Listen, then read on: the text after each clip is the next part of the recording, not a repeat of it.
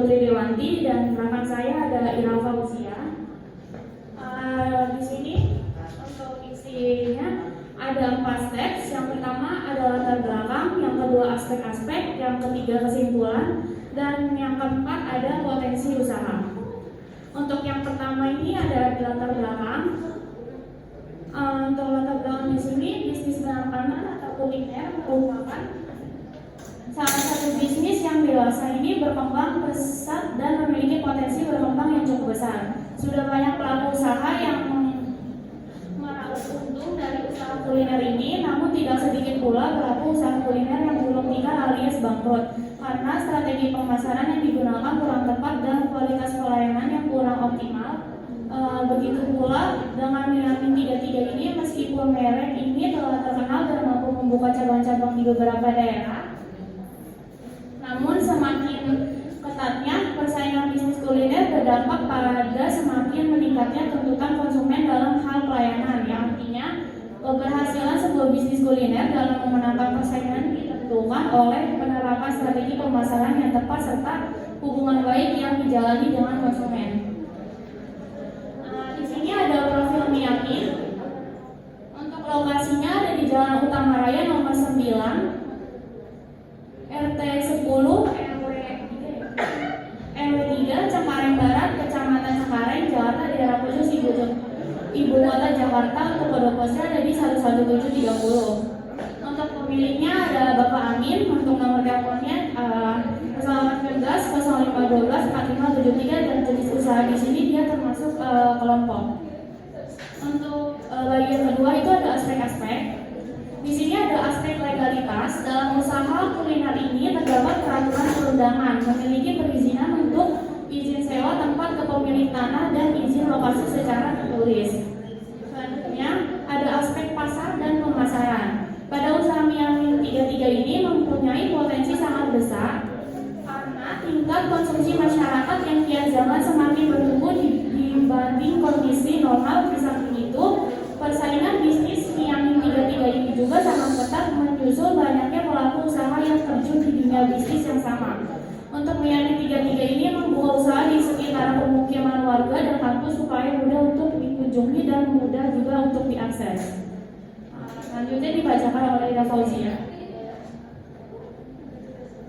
Untuk selanjutnya ada aspek manajemen dan sumber daya manusia. Di sini ada struktur organisasi. Yang pertama ada owner Yamin 33 yaitu Bapak Amin, dan ada kepala toko, kasir, dan selebihnya karyawan. Untuk job deskripsinya, owner Yamin ini bertugas untuk mengelola usahanya dan juga mempunyai hak dalam mengambil keputusan yang terbaik untuk usahanya. Untuk kepala toko bertugas memiliki tanggung jawab yang penting untuk mengatur tim agar dapat bekerja dengan baik dan benar. Untuk kasir bertugas menerima pembayaran dari para customer atau pembeli dan mencatat setiap keuntungan yang dapat disediakannya. Untuk yang memasak bertugas dalam menyiapkan dan memasak pesanan yang dipesan oleh pelanggan.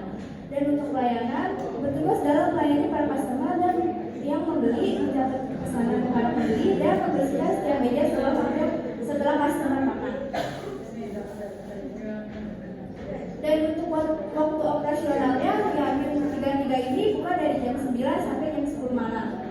Untuk work time schedule-nya dimulai dari jam 8 dengan membersihkan tempat, beres-beres merapikan meja dan bangku, dan menyiapkan bahan-bahan makanan sampai jam 9 baru membuka toko. Untuk sumber daya, kami akan memanfaatkan waktu yang ada, mulai dengan cara kami melakukan stok bahan baku, melayani pelanggan, dan mengelola keuangan sesuai tugas dan tanggung jawab masing-masing pekerja yang ada di tempat usaha Yamin 33. Untuk bentuk monitoring atau pengendaliannya, karena usaha ini ada berbentuk tim, jadi masing-masing mempunyai tanggung jawab sendiri dalam pekerjaan dan melayani customer dan mempromosikan makanan. Dan untuk program pengembangan usaha, di sini kita ada beberapa program pengembangan usaha kuliner Yamin 33, yaitu peningkatan peningkatan kualitas pada bahan baku, peningkatan terhadap pelayanan pelanggan, dan yang ketiga peningkatan efisiensi terhadap profesional tempat usaha. Untuk bentuk komunikasi dan koordinasinya dalam usaha Miami 33 dan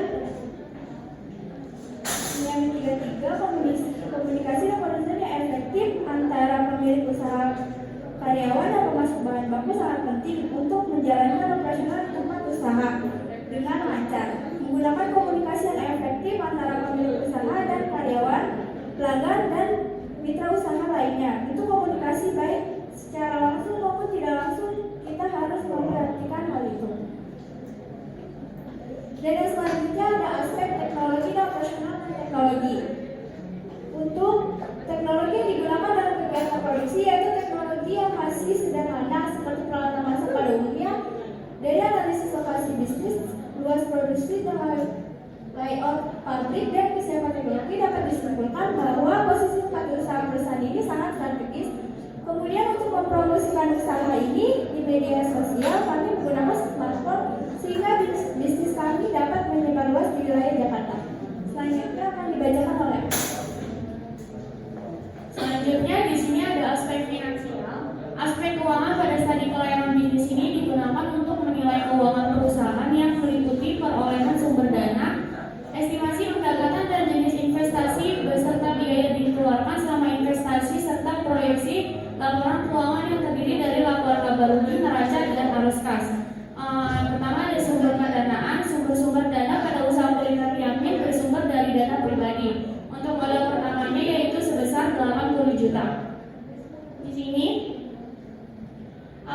untuk keterangannya, yang pertama ada aktiva tetap. Yang pertama ada membeli gas 3 kilo sebanyak 6 piece, yaitu per piece 20.000, totalnya jadi 120.000. Yang kedua ada panci besar sebanyak 2 piece, per piece 80.000, total jadi 160.000. Yang ketiga ada regulator dan selang regulator yaitu 2 piece sebesar 170.000. Ada tablet sebesar 2 juta. Ada pisau sebanyak 2 piece, per piece 20.000, totalnya 40.000. Ada kupas sebesar 1.900.000. Ada kompor 286.000. Untuk jumlah dari aktiva tetap ini totalnya adalah 4.676.000. Di sini ada modal kerja juga, itu ada biaya bahan baku sebesar 38.880.000. Ada juga biaya operasional untuk gaji karyawan terdiri dari 2 bagian. Yang pertama ada 2 juta dan 2.500.000. Biaya listrik dan air sebesar 1.300.000, sewa tempat 5 juta, ada wifi juga sebesar 300.000. Untuk jumlah semuanya dari 15.600.000. Untuk total dari keterangan tersebut yaitu 59.156.000, dan dana yang tersedia atau bagasi sendiri itu sebesar 80 juta. Di sini ada arus kas masuk. Untuk penyusutan yaitu investasi dibagi umur ekonomis 4.676.000 dibagi 7, totalnya 668.000. Untuk penyusutannya jadinya totalnya ada 668.000 per tahun. Sehingga estimasi laporan laba rugi untuk pendapatan biaya keluarnya sebesar 65 juta, total biayanya 42.420.000. Untuk penyusutan 668.000. Ini ditambah jadi totalnya 43.088.000. Di sini ada laba sebelum pajak sebesar 21.912.000. Ada juga pajaknya 0,5%, yaitu sebesar 109.560. Untuk laba setelah pajaknya sebesar 21.802.440. Untuk aliran kas masuk bersihnya itu EAT tambah penyusutan yaitu 21.802.440 ditambah 668.000, totalnya 22.470.440. Selanjutnya dibacakan oleh Ira Fauzia.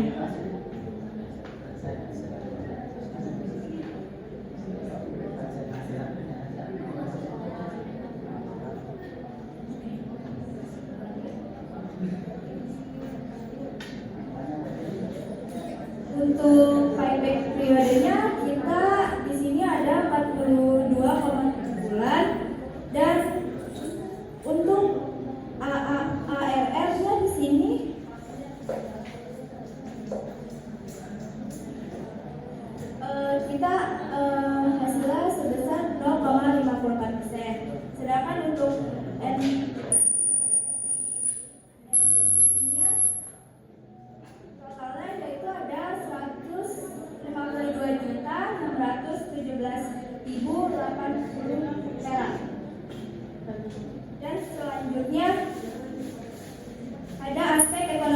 sosial. Dalam aspek ekonomi, hal yang dilihat adalah bagaimana kontribusi suatu usaha terhadap lingkungan sekitarnya. Dengan dibukanya usaha Miami 33 ini cukup membantu masyarakat untuk membuka kesempatan kerja serta dapat menumbuhkan industri lain seperti menumbuhkan franchise bagi orang lain ingin mencoba bisnis usaha Miami 33. Berdasarkan hasil wawancara bersama owner Miami 33 bahwa dengan dibukanya usaha ini cukup berpartisipasi menciptakan lapangan kerja baru. Untuk saat ini karyawan Miami 33 sebagian besar adalah orang dari luar Jakarta. Tentu hal ini dapat membantu untuk meningkatkan mutu hidup karyawan tersebut. Selanjutnya ada aspek lingkungan hidup. Dengan memasukkan aspek lingkungan hidup ke dalam judul proposal ini menunjukkan kesadaran komitmen untuk memperhitungkan dampak usaha terhadap lingkungan sekitar. Dalam analisis studi kelayakan ini akan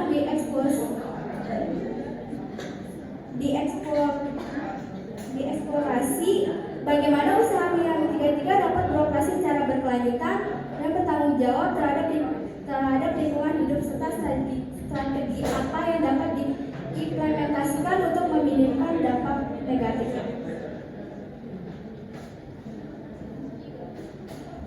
Ada bagian 3 ada kesimpulan. Berdasarkan hasil analisis yang telah dilakukan dalam usaha makanan Miami merupakan salah satu produk makanan yang saat ini masih digemari banyak konsumen. Berbeda dengan Miami lainnya, Miami 33 memiliki berbagai banyak varian menu untuk disajikan. Sajian Miami biasanya dilengkapi irisan daun bawang dan pangsit, sementara buah disajikan secara terpisah dengan mangkok kecil, menjadikan makanan ini sebagai alternatif yang tepat untuk menemani di saat waktu lapar dan santai kamu bersama rekan dan keluarga.